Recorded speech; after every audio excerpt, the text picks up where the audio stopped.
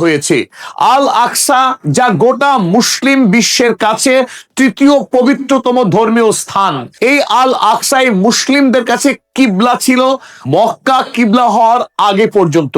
যে আল আকসাতে খোদ হযরত মুহাম্মদ সাল্লাল্লাহু আলাইহি ওয়াসাল্লাম তিনি মিরাজে গমন করবার আগে সমস্ত নবীদের নিয়ে 2 রাকাত নামাজ পড়েছিলেন, স্বাভাবিকভাবেই এই আল আকসার সঙ্গে গোটা পৃথিবীর মুসলিম ধর্মাবলম্বী মানুষদের ভাবাবেগ জড়িত। সেই আল আকসা পবিত্র ধর্মস্থানকে এবার ইসরায়েল পাকাপাকিভাবে আইনগতভাবে কেড়ে নিতে চাইছে আমেরিকার সাহায্যে। আর এই পথেই ইতিমধ্যেই ইসরায়েল এবং আমেরিকা মিলিতভাবে অনেকখানি পথ তারা এগিয়ে চলেছে। মিডল ইস্ট আই এই মর্মে গত 25শে মে একটি সংবাদ প্রকাশ করে, আল আকসা মসজিদ চত্বর, যা ইসরায়েল রাষ্ট্র তৈরি হবার পরেও এতদিন ধরে জর্ডনের বাদশারা তত্ত্বাবধায়কের দায়িত্ব পালন করে আসছিলেন, সেই আল আকসাকে এবার আনুষ্ঠানিকভাবে এই ইসরায়েলি পৈশাচিক রাষ্ট্র দখল করতে চাইছে আমেরিকার সাহায্যে। 1948 সালে যখন রাষ্ট্রসংঘ প্যালেস্টাইন রাষ্ট্রকে ভেঙে দিয়ে সেই রাষ্ট্রের উপরে ইসরায়েল রাষ্ট্র তৈরি করে, তখনও আল আকসাকে এক্সক্লুসিভলি মুসলিমদের ধর্মস্থান বলে স্বীকার করে নেয় রাষ্ট্রসংঘ। 1948 সাল থেকে 1988 সাল পর্যন্ত জেরুজালেম শহরের নিয়ন্ত্রণ ছিল জর্ডনের বাদশাদের হাতে।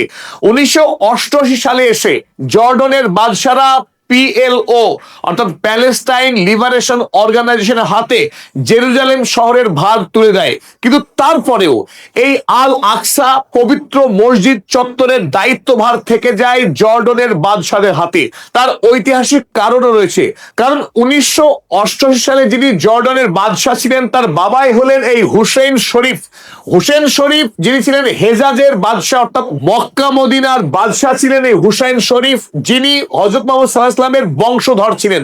এই হুসেইন শরীফের হাতেই প্রথমবারের মতো আল আকসা মসজিদ চত্বরের তত্ত্বাবধায়ক হিসেবে নির্বাচন করা হয়েছিল। সুতরাং এই ঐতিহ্য মেনেই আল আকসা মসজিদের তত্ত্বাবধায়ক হিসেবে মেনে নেওয়া হয়েছিল জর্ডনের বাদশাকে, এবং যে ডকুমেন্টের বলে জর্ডনের বাদশাহ গোটা জেরুজালেম শহরকে PLOর হাতে তুলে দেয়, সেখানে স্পষ্ট করে উল্লেখ ছিল আল আকসা হলো কেবলমাত্র মুসলিমদের ধর্ম পালনের জায়গা। উল্লেখ ছিল exclusively Islamic place of worship. সেই এক্সক্লুসিভলি ইসলামিক প্লেস অফ ওরশিপকে ডোনাল্ড ট্রাম্প এবং এই গণহত্যাকারী বেঞ্জামিন নেতানিয়াহু তার স্ট্যাটাসকে বদলাতে চাইছেন এবং তাকে রূপান্তর করে বলতে চাইছেন মাল্টিফেথ সেন্টার। আল আকসা আর কেবলমাত্র মুসলিমদের ধর্মস্থানের জায়গা থাকবে না, সেটিকে এখন ইহুদি, খ্রিস্টান এবং মুসলিম এই 3 ধর্মের মানুষদের ধর্মচারণের পবিত্র জায়গা হিসেবে ঘোষণা করতে চাইছে ডোনাল্ড ট্রাম্প এবং বেঞ্জামিন নেতানিয়াহু। এটি একটি বড়সড় ষড়যন্ত্র এবং ফাঁদ, কারণ এই মাল্টিফেথ সেন্টার থেকে খুব অল্প সময়ের মধ্যেই তারা এটাকে তৈরি করতে যাচ্ছে Jewish place of worship, exclusively ইহুদি ধর্মস্থান হিসেবে তাকে তৈরি করার একটা প্রাথমিক ধাপ হিসেবে মনে করছে বিশেষজ্ঞ মহল। মিডল ইস্ট আই তারা লিখেছে, US and Israel actively working, America এবং ইসরায়েল সক্রিয়ভাবে কাজ করছে টু স্ট্রিপ জর্ডন অফ আল আকসা কাস্টোডিয়ানশিপ। এতদিন ধরে জর্ডন এই আল আকসা মসজিদ চত্বরের তত্ত্বাবধায়ক হিসেবে যে দায়িত্ব পালন করে আসছিল, সেই এখতিয়ারকে ছিনিয়ে নিতে চাইছে আমেরিকা এবং ইসরায়েল। স্বাভাবিকভাবেই এই ষড়যন্ত্রের খবর ছড়িয়ে পড়ায় গোটা মুসলিম বিশ্ব এখন ফুঁসছে ক্ষোভে। আপনি এবং আমরা প্রত্যেকেই এই জঘন্য ষড়যন্ত্রকে আটকে দেওয়ার জন্য উদ্যোগী হওয়া উচিত, আমাদের পথে নামা উচিত। 2017 সালে ডোনাল্ড ট্রাম্প যখন প্রথম দফায় রাষ্ট্রপতি ছিলেন, তিনি অন্যায়ভাবে জেরুজালেম শহরকে ইসরায়েল রাষ্ট্রের রাজধানী হিসেবে ঘোষণা করেছিলেন। সারা পৃথিবী যখন তেল আবিবকে ইসরায়েলের রাজধানী বলে মানে, তখন এই যুদ্ধবাজ ডোনাল্ড ট্রাম্প সমস্ত আইন ভেঙে জেরুজালেম শহরকে, যে শহর প্যালেস্টাইনের রাষ্ট্রীয় অংশ, সেই শহরকে ইসরায়েলের রাজধানী হিসেবে ঘোষণা করেছিলেন। বর্তমানে ধীরে ধীরে ইসরায়েল গোটা জেরুজালেম শহরের নিয়ন্ত্রণ হাতে নিয়ে সেই জেরুজালেমকে রাজধানী হিসেবে প্রতিষ্ঠা করছে। অতএব আর যদি ডোনাল্ড ট্রাম্প একবার আল আকসা মসজিদকে মাল্টিফেথ সেন্টার হিসেবে ঘোষণা করে দেয়, আগামী দিনে এই আল আকসাতে কোনোভাবেই মুসলিমরা পা রাখতে পারবে না এবং সেখানে নামাজ বা আজান চিরতরে বন্ধ হয়ে যাবে। যদিও গত 78 বছর ধরে আল আকসা মসজিদ চত্বরে হাজার হাজার ফিলিস্তিনি মুসলিম খুন হয়েছে বর্বর আইডিএফ সেনার হাতে, তারপরেও ফিলিস্তিনি মুসলিমরা এতটুকু ভয় পায়নি। তারা প্রাণকে বাজি রেখে আল আকসা চত্বরে নামাজ পড়েছে। এমনকি ঈদের নামাজেও তারা আইডিএফ পুলিশের সমস্ত সতর্কতাকে উড়িয়ে দিয়ে আল আকসা মসজিদের নিয়ন্ত্রণ হাতে রেখেছে। কিন্তু বর্তমানে যেভাবে ডোনাল্ড ট্রাম্পের জামাতা জারেড কুশনার যেভাবে উদ্যোগী হয়েছেন, তাতে আগামী দিনে এই আল আকসাকে মুসলিম বিশ্ব বাঁচাতে পারবে কিনা তা নিয়ে রীতিমতো সন্দেহ তৈরি হয়েছে। এই মুহূর্তে স্ক্রিনে আপনারা দেখছেন গোটা জেরুজালেম শহর। এই জেরুজালেম শহরের প্রাণকেন্দ্র হলো পাঁচিল দিয়ে ঘেরা এই আলোকিত কম্পাউন্ড, যেটি আল আকসা কম্পাউন্ড। আমরা প্রত্যেকেই জানি যে ইসলামিক বিশ্বে অর্থাৎ মুসলিম বিশ্বে এই আল আকসার মতো পবিত্র জায়গা রয়েছে আর দুটি, কাবা শরীফ, মদিনার মসজিদে নববী এবং তারপরে এই আল আকসা। এই আল আকসার চত্বরে মসজিদ সহ কিছু পবিত্র অবকাঠামো রয়েছে। 35.5 একর পাঁচিল বিশিষ্ট এই জায়গা ইসলাম ধর্মে অত্যন্ত পবিত্র, কারণ মানব জাতির একবারে গোড়া থেকেই অসংখ্য নবীর পায়ের ধুলি পড়েছে এই পবিত্র জায়গায়। এখানে দাউদ এবং সুলাইমান আলাইহিস সালাম নবীরা তাদের বিচার কার্য সামলেছেন। আর এই সেই পবিত্র জায়গা, যে পবিত্র জায়গা থেকে আমাদের শেষ নবী হযরত মুহাম্মদ সাল্লাল্লাহু আলাইহি ওয়াসাল্লাম তিনি মিরাজ গমন করেছিলেন। স্বাভাবিকভাবেই প্রতিটা মুসলিম আল আকসা মাঠের সঙ্গে নারীর যোগ অনুভব করেন। এই চত্বরের ল্যান্ডমার্ক স্থাপনা হলো ডোম অফ দ্য রক, যাকে কুয়াত আল সাকরা বলা হয়। এই কুয়াত আল সাকরার ঝকঝকে সোনালী যে গম্বুজ, অনেকের মধ্যে একটি ভুল ধারণা আছে যে এটি আল আকসা মসজিদ। এই আল আকসা কম্পাউন্ডের ঠিক মাঝখানে অবস্থিত এই ডোম অফ দ্য রক, যার অপূর্ব সুন্দর সোনালী গম্বুজ, এই গম্বুজ সারা পৃথিবীর মানুষের কাছে পরিচিত। তাই অনেকেই মনে করেন আল আকসা মসজিদের গম্বুজ হলো এটি এবং এটি আল আকসা মসজিদ।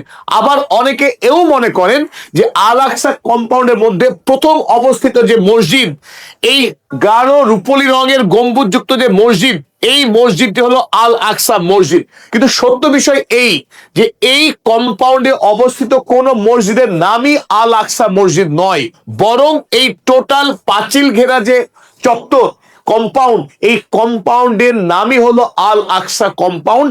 অর্থাৎ কোন মসজিদের নাম আল আকসা নয়। তবে পশ্চিমী মিডিয়া তারা এই ন্যারেটিভ প্রচার শুরু করেছে, আল আকসা মসজিদ নাম দিয়েছে তারা এই মসজিদকে, যাতে করে এই মসজিদটা রেখে দিয়ে বাকি সমস্ত এলাকাটা অনায়াসে ইহুদিরা দখল করে নিতে পারে। তাই আমরা সেই ফাঁদে পা দেব না। আমরা গোটা এই চত্বরকেই আল আকসা চত্বর বলে জানবো, কোনো মসজিদকে আমরা আল আকসা মসজিদ নাম দেব না। চলুন প্রথমে আমরা এবার দেখে নিই এই আল আকসার চত্বরে সবচাইতে গুরুত্বপূর্ণ পবিত্র কি কি স্থাপনা আছে। সবথেকে প্রথম যে গুরুত্বপূর্ণ স্থাপনা অর্থাৎ মসজিদ, যার নাম আল মুসাল্লা আল কিবলি মসজিদ। এটি সেই পবিত্র জায়গা যেখানে হযরত মুহাম্মদ সাল্লাল্লাহু আলাইহি ওয়াসাল্লাম নিজে সমস্ত নবীদের নিয়ে 2 রাকাত নামাজ আদা করেছিলেন তিনি মিরাজ গমন করার পূর্বে। আর এই জায়গা যেটি পরিত্যক্ত অবস্থায় ছিল, জেরুজালেম শহরের তৎকালীন সময়ে যখন রোমান শাসকরা শাসন করতেন, সেই রোমান শাসকদের পরাস্ত করে খলিফা ওমর রাদিয়াল্লাহু তাআলা আনহু প্রথম তিনি এখানে মসজিদ নির্মাণ করেছিলেন জঞ্জাল সাফ করবার মধ্য দিয়ে। এই স্থানেই পূর্বে একটি মসজিদ ছিল, যে মসজিদ গোটা মুসলিম বিশ্বের কাছে কিবলা ছিল কাবা শরীফ কিবলা হওয়ার আগে পর্যন্ত। এমনকি আমাদের শেষ নবী তিনিও এই কিবলাকে মুখ করেই দীর্ঘদিন নামাজ আদায় করেছিলেন। আর সেই কারণেই এই মসজিদের নাম আল মুসাল্লা আল কিবলি অর্থাৎ কিবলি মসজিদ। এরপর দ্বিতীয় গুরুত্বপূর্ণ স্থাপনা এই আল আকসা চত্বরে এই the dome of the rock.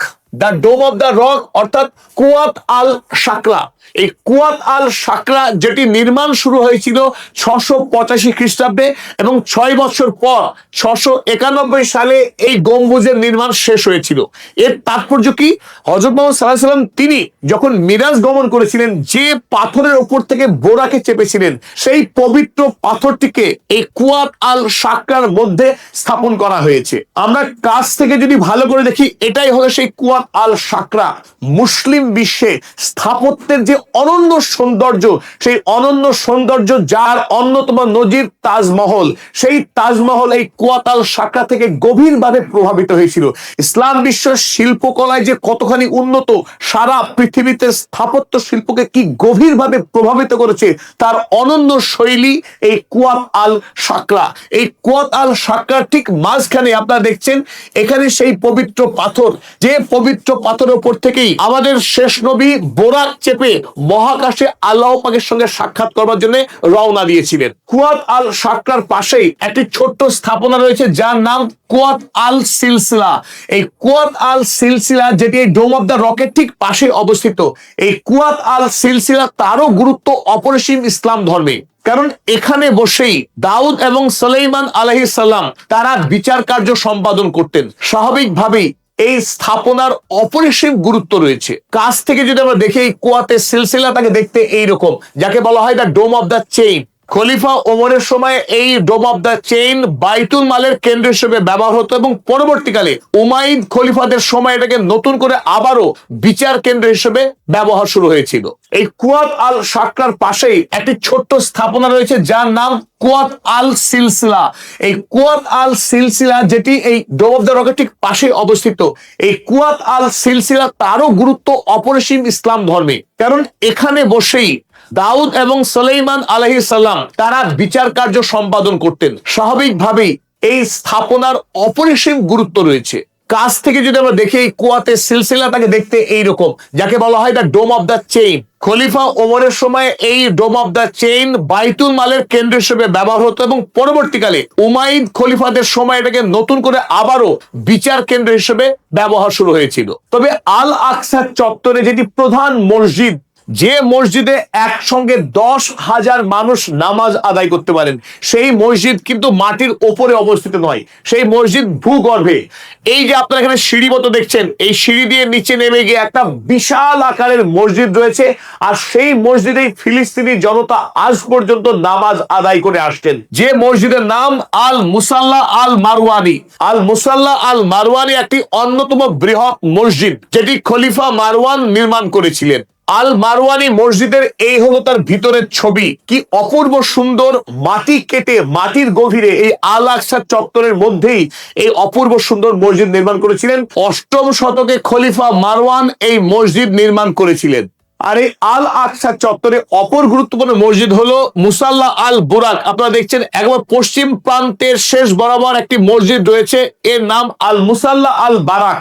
এই আল বুরাক মসজিদ ঠিক সেই জায়গায় নির্মাণ করা হয়েছিল যেখানে শেষ নবী মুহাম্মদ সাল্লাল্লাহু আলাইহি ওয়াসাল্লামের বুরাক মিরাজে গমন করবার পূর্বে যে জায়গায় বুরাককে বেঁধে রাখা হয়েছিল, সেই জায়গায় পরবর্তীকালে নির্মিত হয়েছিল এই আল বুরাক মসজিদ।